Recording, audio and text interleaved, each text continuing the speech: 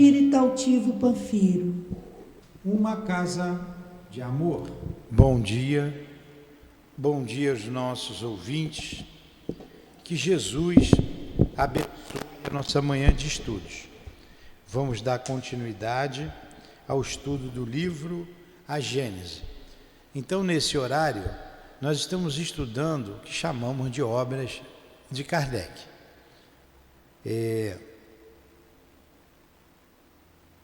E são as duas que não são estudadas em outros dias, ou seja, as três obras póstumas, o Céu e o Inferno e a Gênese.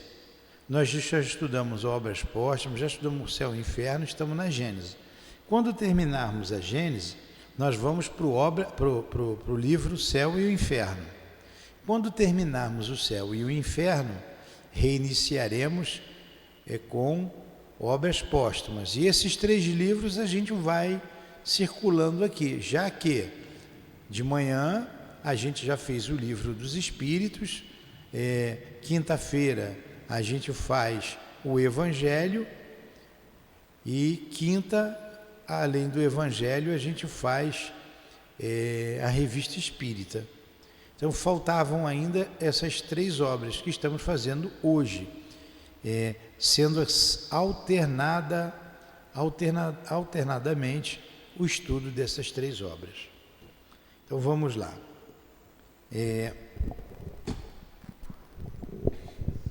Não se pode servir a Deus e a Mamon, capítulo 16, item 13.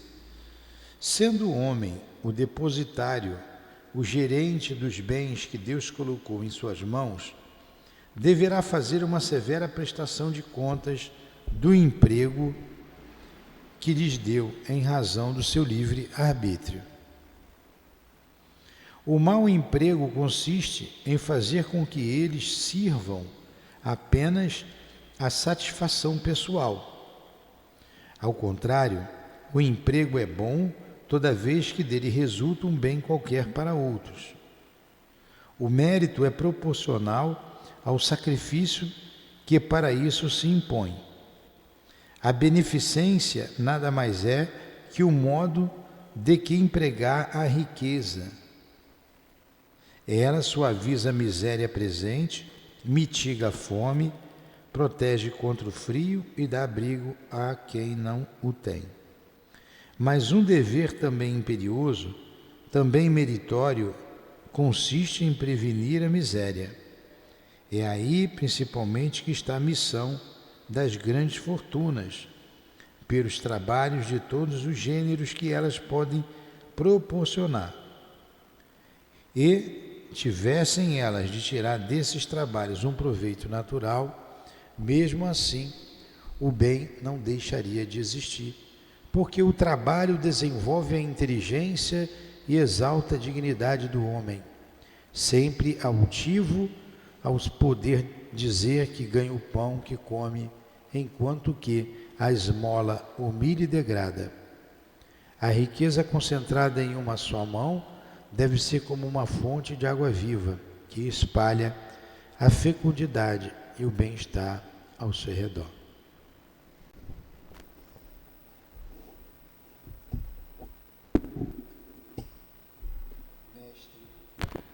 Mestre amado e querido, mais uma vez invocamos o Teu nome santo para nos ajudar, nos envolver aqui em nossa casa de amor. Permita, Jesus, que junto a Ti, junto a nós, estejam os benfeitores da nossa casa, o altivo, diretor da nossa casa de amor, o SEAP, as irmãs queridas, a minha amada e querida irmã Aparecida, a Neuza Trindade, Elvira, minha querida Lourdinha, amada esposa, em nome desses espíritos amigos e demais irmãos e irmãs que compõem a coluna de espíritos que sustentam o nosso SEAP, em nome dos patronos deste estudo, o professor José Jorge e o nosso Camille Famarion, Pedimos a inspiração desses irmãos, Senhor, que em Teu nome invocamos. Então, em nome do amor ainda, do amor que vibra nesta casa, em nome do nosso amor, Lourdinha, é que pedimos a devida permissão a Ti, Jesus, e a Deus, nosso Pai, acima de tudo, para iniciarmos os estudos em torno do livro A Gênese. Que assim seja. Graças a Deus.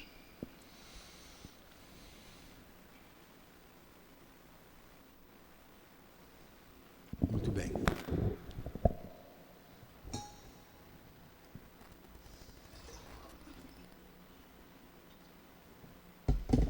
Nós estamos no capítulo 5, Antigos e Modernos Sistemas do Mundo.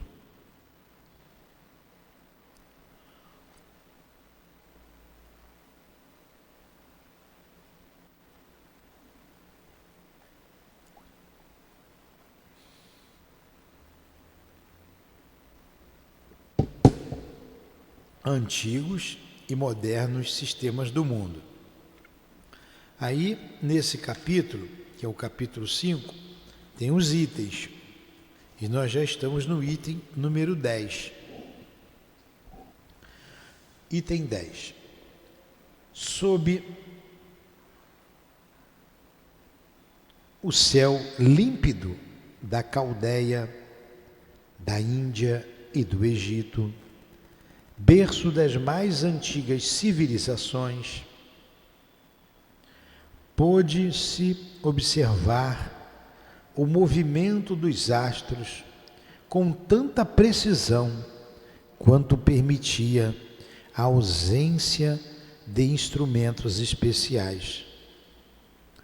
Observou-se, primeiramente, que certas estrelas apresentavam um movimento próprio, independente das demais, o que não permitia supor que essas estrelas estivessem pregadas na abóbada. Para distingui-las das estrelas ditas fixas, chamaram-nas de estrelas errantes ou planetas. Foram então calculados os seus movimentos e os seus retornos periódicos. Notou-se, no movimento diurno da esfera estrelada, a imobilidade da estrela polar, em torno da qual as demais estrelas descreviam em 24 horas os círculos oblíquos, paralelos, maiores ou menores, de acordo com a distância em que se encontravam da estrela central. Esse foi o primeiro passo em direção à descoberta da inclinação do eixo da Terra. As viagens mais longas permitiram observar os diferentes aspectos do céu, segundo as latitudes e as estações do ano. A constatação de que a elevação da estrela polar acima do horizonte variava com a latitude ajudou a compreender a esfericidade da Terra. Foi assim que, pouco a pouco, chegou-se a uma ideia mais exata do sistema do mundo.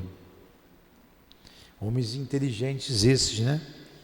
Que sem os instrumentos que nós temos hoje, calcularam tudo isso. Por volta do ano 600 antes de Cristo, Tales de Mileto, na Ásia Menor, descobriu a esfericidade da Terra, a obliquidade da eclíptica e a causa dos eclipses. Esse Tales de Mileto era inteligente, hein? Um século mais tarde, Pitágoras de Samos, ilha grega do mar Egeu, descobre o movimento diário de rotação da Terra em torno do próprio eixo, o movimento atual de translação em torno do Sol, e incorpora os planetas e os cometas ao sistema solar. Homem inteligente esse Pitágoras, hein?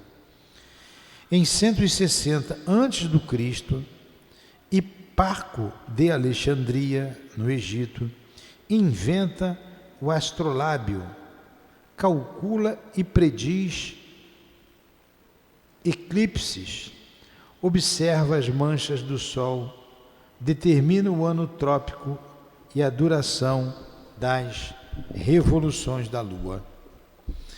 Essas descobertas, por mais preciosas que fossem para o progresso da ciência, levaram cerca de 2000 anos para se popularizarem.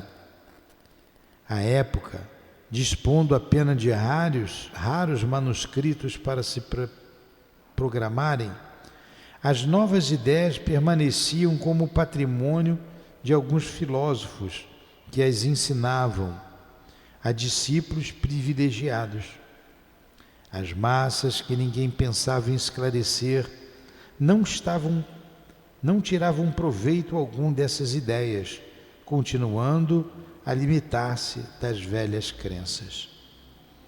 Por volta do ano 140 depois do Cristo, Ptolomeu, um dos homens mais ilustres da escola de Alexandria, combinando suas ideias com as crenças vulgares e algumas das mais recentes descobertas astronômicas, criou um sistema que se poderia chamar de misto, que traz o seu nome, e que por quase 15 séculos foi o único adotado pelo mundo civilizado. Segundo o sistema de Ptolomeu, a Terra é uma esfera no centro do universo e se comporia por 4 elementos: a terra, a água, o ar e o fogo. Seria a primeira região dita elementar. A segunda região, dita etérea, compreendia 11 céus, ou esferas concêntricas, girando em torno da Terra, a saber, o céu da Lua, o céu de Mercúrio, de Vênus, do Sol, de Marte, de Júpiter, o de Saturno e das estrelas fixas, no primeiro cristalino, esfera sólida, transparente, do segundo cristalino, e finalmente do primeiro móvel, que daria movimento a todos os céus inferiores, obrigando-os a fazer uma revolução em 24 horas. Além dos 11 céus, estava o Empíreo, a morada dos bem-aventurados.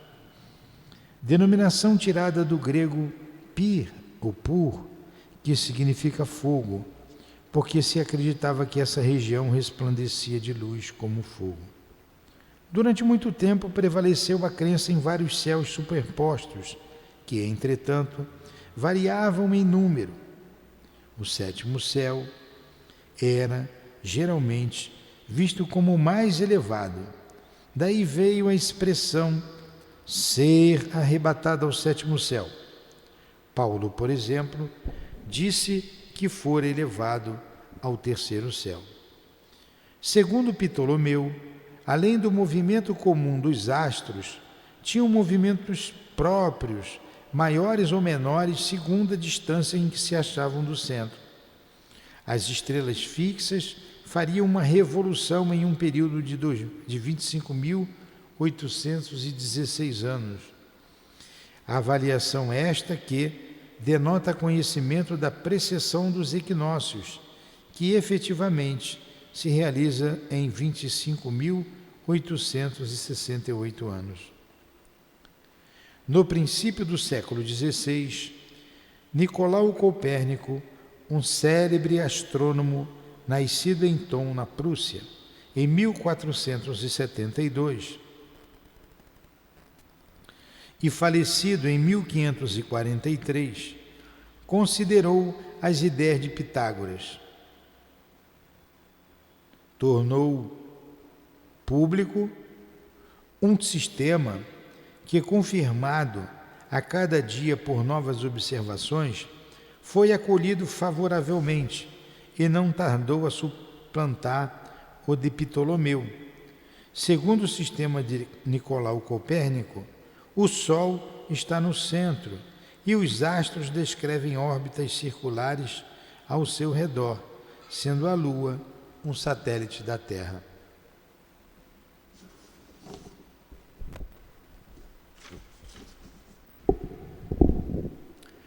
Um século depois, em 1609, Galileu, nascido em Florença, inventa o telescópio. Em 1610, ele descobre 4 satélites de Júpiter e calcula as suas revoluções. Verifica que os planetas não têm luz própria como as estrelas, mas que são iluminados pelo Sol e que são esferas semelhantes à Terra. Observa as suas fases e determina a sua duração da sua rotação sobre o seu próprio eixo, sancionando definitivamente através de provas materiais o sistema concebido por Copérnico.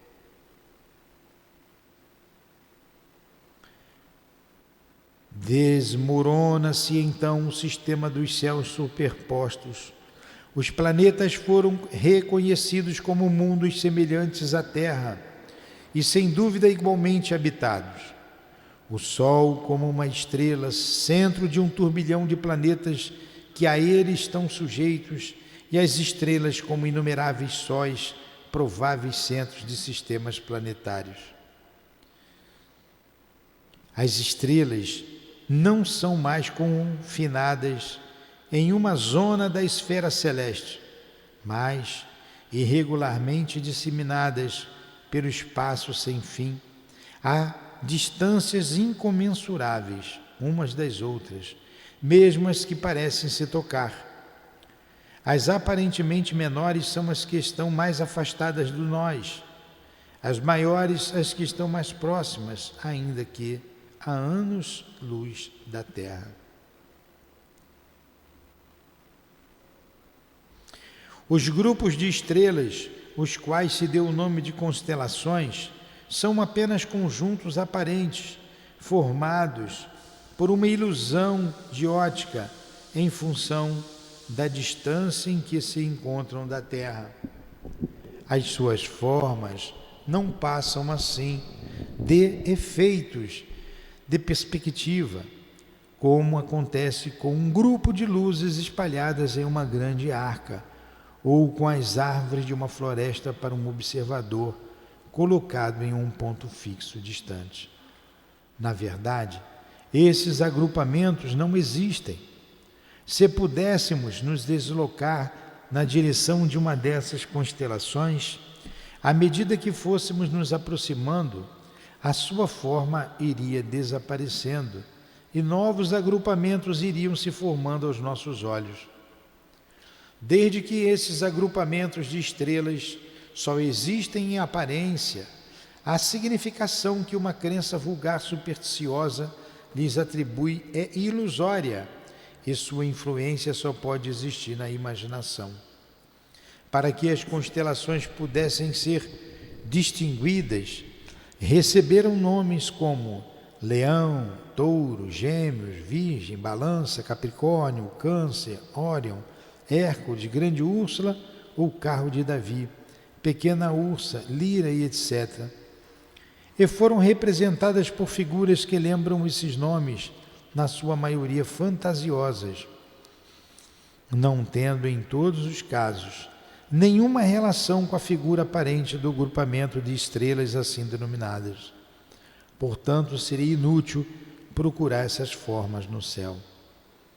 A crença na influência das constelações, principalmente nas que constituem os 12 signos do zodíaco, origina-se na ideia ligada aos nomes que elas têm.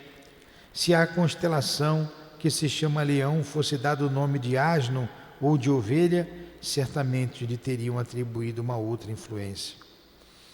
A partir de Copérnico e de Galileu, as velhas cosmogonias desapareceram para sempre. A astronomia só podia avançar, jamais recuar.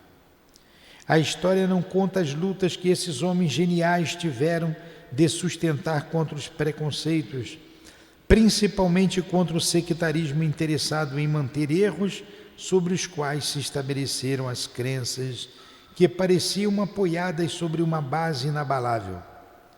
Foi suficiente a invenção de um instrumento óptico para derrubar uma construção de muitos milhares de anos, pois nada poderia prevalecer contra uma verdade reconhecida como tal. Graças à tipografia, o público, iniciado nas novas ideias, começou a não mais se deixar embalar por ilusões e tomava parte na luta. Não era mais contra alguns indivíduos que se precisava combater, mas contra a opinião geral que tomava a defesa da verdade. Como é grande o universo, perto das mesquinhas dimensões que os nossos pais lhe atribuíram. Como é sublime a obra de Deus, quando a vemos cumprir-se segundo as eternas leis da natureza. Mas também quanto tempo, quantos esforços e devotamento foram necessários aos gênios para descerrar os olhos e arrancar, afinal, a venda da ignorância. Desde então, estava aberto o caminho onde ilustres e numerosos sábios iam entrar para completar a obra iniciada. Na Alemanha, Kepler descobre as célebres leis que levam o seu nome e com a ajuda das quais ele verifica que os planetas não descrevem órbitas circulares, mas elípticas, das quais o Sol ocupa um dos focos. Newton, na Inglaterra, descobre a lei da gravitação universal. Laplace, na França, cria a mecânica celeste. Finalmente, a astronomia não é mais um sistema criado sobre conjecturas ou probabilidades, mas uma ciência estabelecida sobre bases mais rigorosas no cálculo da geometria. Deste modo, se acha assentada uma das pedras fundamentais da Gênese. Então, aí está, meus irmãos, o desenvolvimento da ciência. Bonito, né? Todos esses homens contribuíram para as conclusões que hoje temos, né? Tales de Mileto, Pitágoras, Ptolomeu,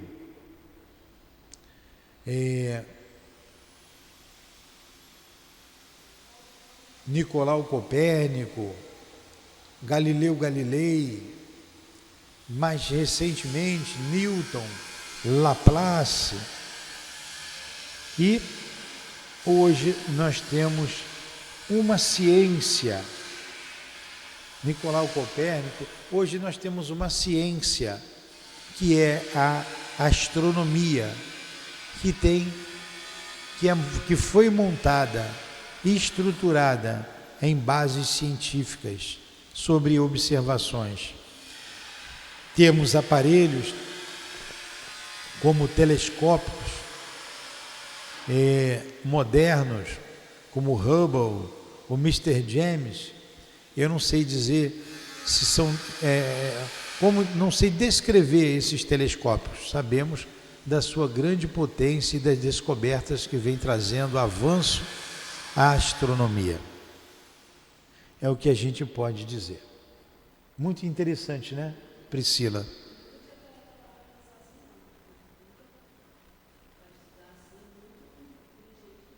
Tá vendo? Agora nós vamos no segundo capítulo. O capítulo segundo não, para o capítulo 6, que tem como título Astronomia Geral. o espaço e o tempo, a matéria, as leis e as forças, a criação primária, a criação universal, os sóis e os planetas, os satélites, os cometas, a Via Láctea, as estrelas fixas, os desertos do espaço, eterna sucessão de mundos, a vida universal, a ciência, considerações morais. São subtítulos deste capítulo 6, intitulado Astronomia Geral. Então vamos lá, para o primeiro subtítulo do capítulo: o espaço e o tempo. Priscila, quanto tempo tem o tempo? Quanto tempo tem o tempo? Você pode me responder? Isso era uma brincadeira, né, que a gente fazia. Quanto tempo tem o tempo? Sabe a resposta? O tempo tem tanto tempo quanto o tempo tem. O tempo tem tanto tempo quanto o tempo tem. Então, na verdade, o tempo, o espaço, não existe. São infinitos, é uma marcação nossa aqui, uma referência nossa, né? Então vamos lá, o espaço e o tempo. Número 1, várias definições de espaço foram dadas. A principal é esta: o espaço é a extensão que separa dois corpos. Daí certos sofistas deduzirem que onde não havia corpos, não havia espaço.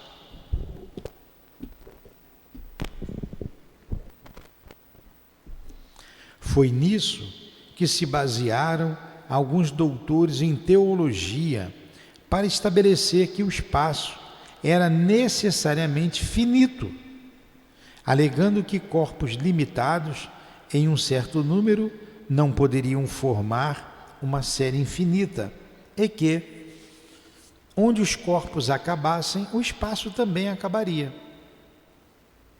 Ainda se definiu o espaço como o lugar onde os mundos se movem, o vazio onde a matéria atua, e etc. Deixemos nos tratados onde repousam todas essas definições que nada definem, né? O espaço é uma dessas palavras que representa uma ideia primitiva e axiomática, evidente por si mesma. Um axioma é uma verdade que não precisa ser provada. Então, espaço é uma dessas palavras que representa uma ideia primitiva e axiomática, evidente por si mesma, e que as diversas definições que lhe possam ser dadas só servem para obscurecê-la. Todos sabemos o que é o espaço, e eu apenas quero demonstrar a sua infinidade, a fim de que os nossos estudos posteriores não tenham algum obstáculo, se opondo às investigações do nosso olhar. Ora, digo que o espaço é infinito pelo fato de ser impossível imaginar um limite qualquer para ele, e porque, apesar da dificuldade que temos de conceber o infinito, para nós é mais fácil avançar eternamente pelo espaço, através do pensamento, do que parar em um ponto qualquer, depois do qual não encontraríamos mais nenhum espaço a percorrer.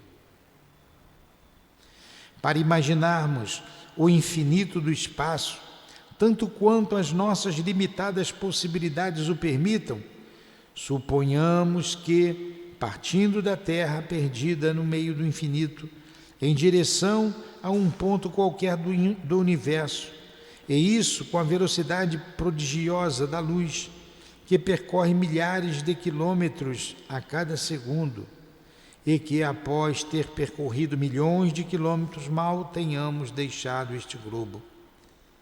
nos achamos em um lugar de onde a terra apenas nos oferece sobre o aspecto de uma pálida estrela. Após um instante, prosseguindo sempre na mesma direção, chegamos a essas estrelas distantes que mal são percebidas da vossa estação terrestre.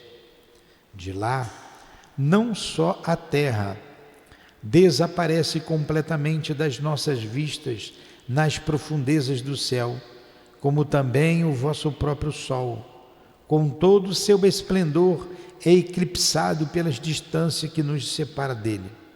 Sempre animados pela mesma velocidade da luz, a cada metro que avançamos no espaço, transpomos sistemas planetários, ilhas de luz etéreas, estradas estelíferas, paragens suntuosas onde Deus semeou os mundos com a mesma profusão com que semeou os planetas nas pradarias terrenas.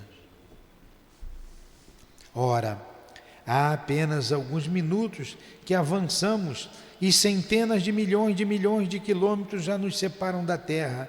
Bilhões de mundos passaram sob o nosso olhar e, entretanto, escutai a realidade.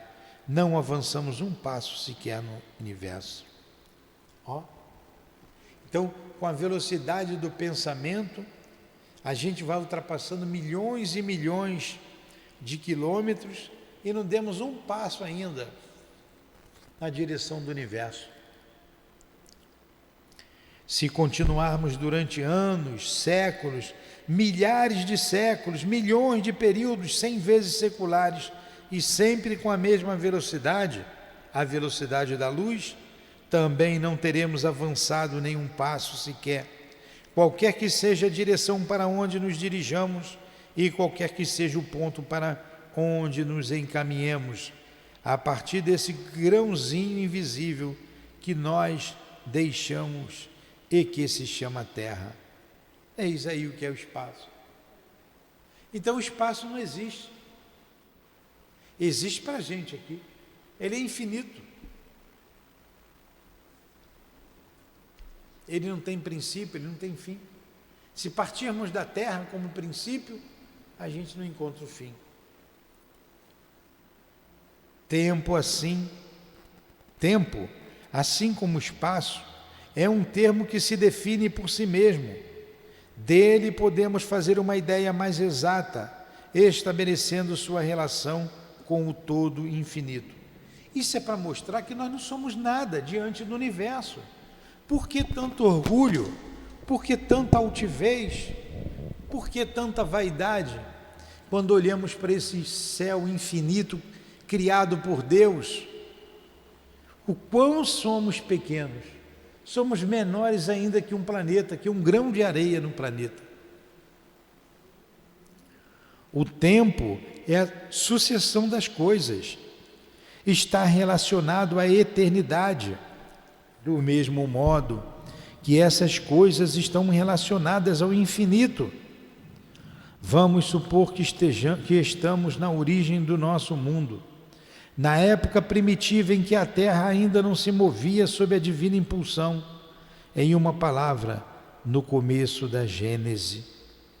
Então, o tempo ainda não havia saído do misterioso berço da natureza, e ninguém pode dizer, referindo-se a séculos, em que época estamos, uma vez que o balancim dos séculos ainda não está em movimento.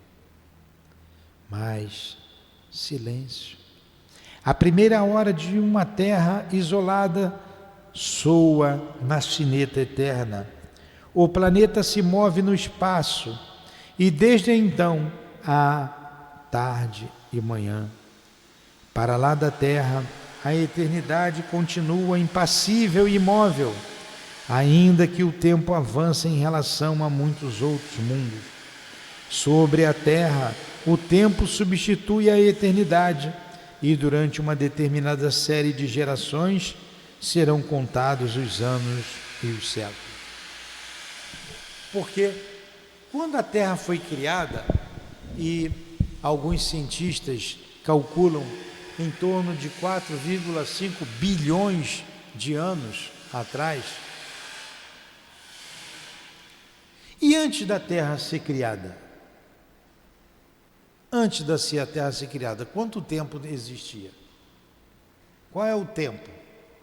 O tempo para nós aqui na Terra são os movimentos que ela produz em torno do Sol.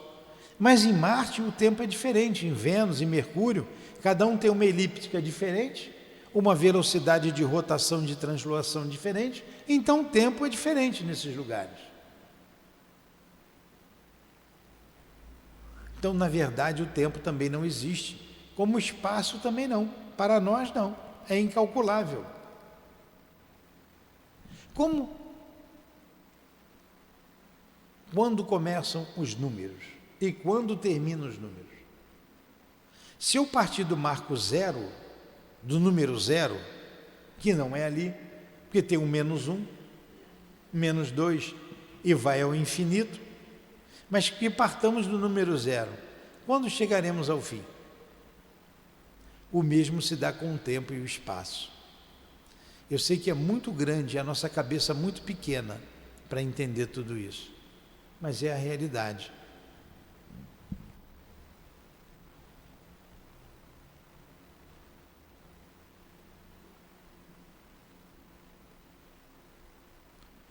Transportemo-nos agora ao último dia desse mundo, a hora em que, curvada sob o peso da velhice, a terra se apagará do livro da vida para não mais reaparecer. Um dia a terra vai acabar. Então, a sucessão dos eventos se detém. Os movimentos terrestres que mediam o tempo se interrompem e com eles o tempo chega ao fim.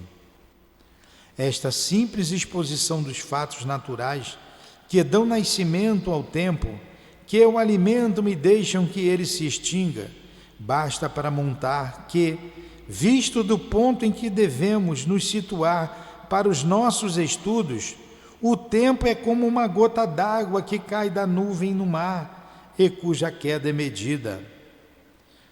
Tantos mundos na vasta amplidão, tantos tempos diferentes e incompatíveis.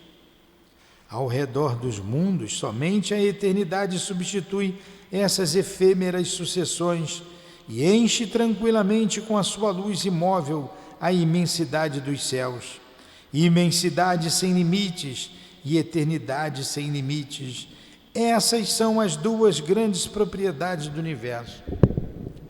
O olhar do observador que penetra as incomensuráveis distâncias do espaço sem jamais encontrar obstáculos, e o olhar do geólogo que remonta além dos limites das eras, ou que desce maravilhado às profundezas da eternidade, onde eles um dia se perderão, agem de acordo, cada um na sua estrada, para adquirir esta dupla noção de infinito, extensão e duração, ou seja, espaço e tempo, infinito.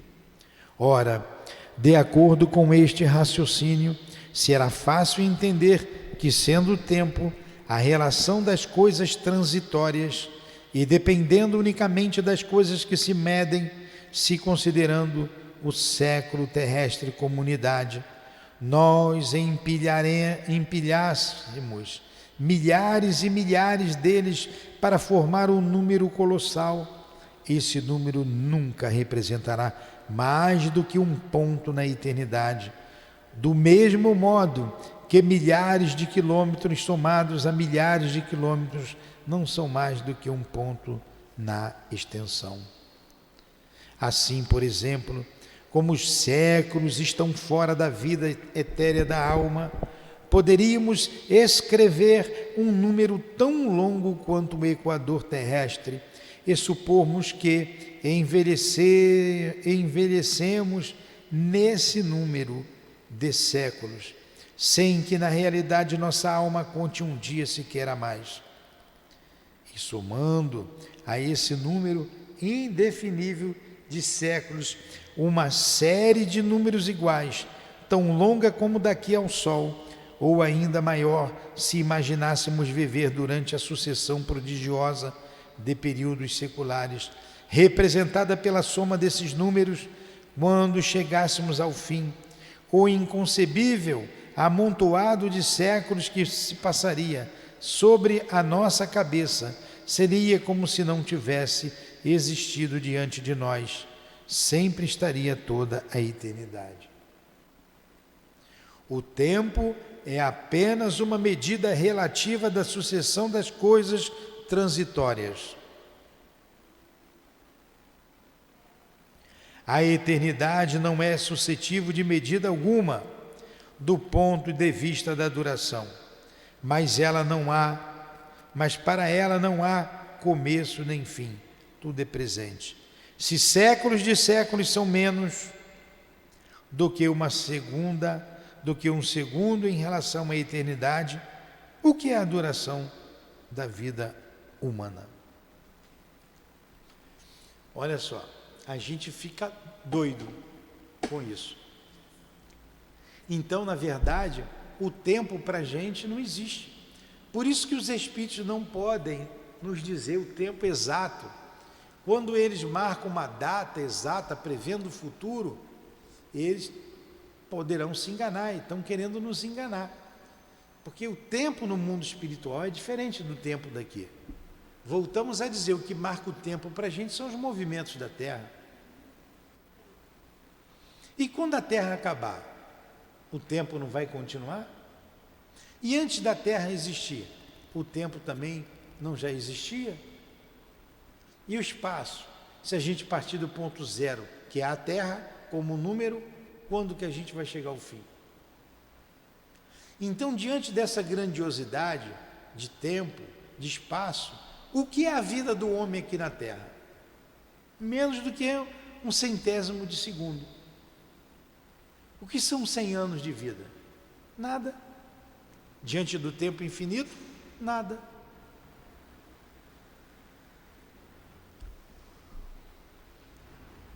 Vamos aí com 40 minutos de aula, vamos fazer a nossa prece e terminar. Aí vem um outro tópico aqui, que é a matéria. Aí a matéria a gente estuda na próxima semana. Foi bom estudo, né? Tá vendo? Diogo aqui está perdendo.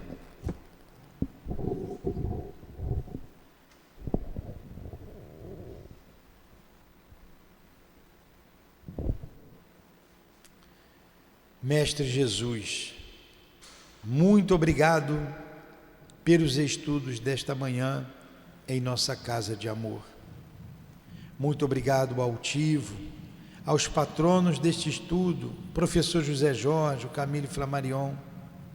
Muito obrigado aos demais guias que citamos no início do nosso estudo.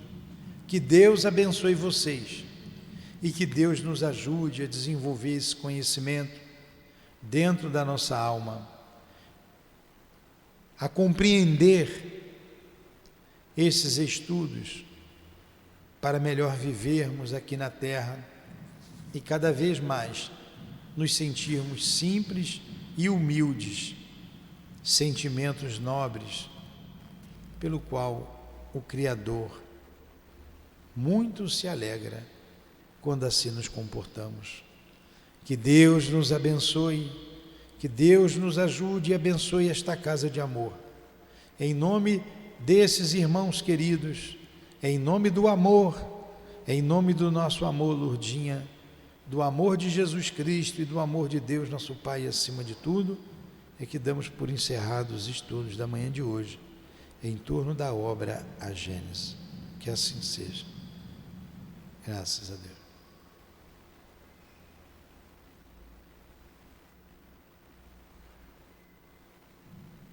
CEAP, Centro Espírita Altivo Panfiro.